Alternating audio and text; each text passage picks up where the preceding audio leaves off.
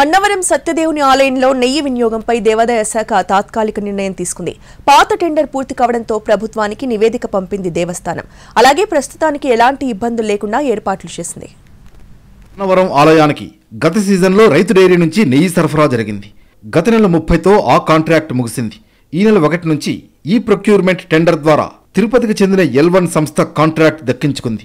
కానీ దీనిపై ప్రస్తుత ప్రభుత్వం సానుకూలంగా లేదు. కోఆపరేటివ్ సొసైటీల ద్వారా నెయ్యి కొనుగోలు చేస్తే ఎలా ఉంటుందన్న ఆలోచనలో ఉంది.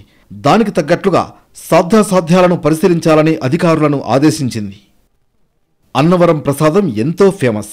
2 తెలుగు రాష్ట్రాల నుంచి ఆ ప్రసాదం కోసం భక్తులు ఎదురుచూస్తూ ఉంటారు. ఏడాదికి 2 లక్షల కేజీలకు పైగా నెయ్యి వినియోగిస్తారు.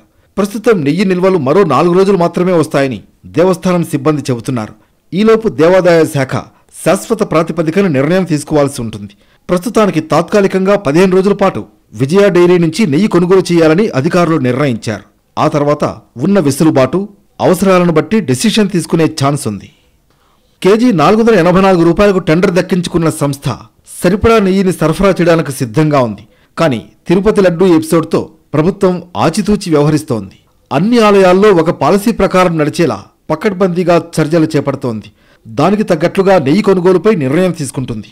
ఈలోపు భక్తులకు ప్రసాదాల సరఫరాలో ఎటువంటి ఇబ్బంది లేకుండా తాత్కాలిక ప్రాతిపదికన నెయ్యి కొనుగోలు చేయనుంది.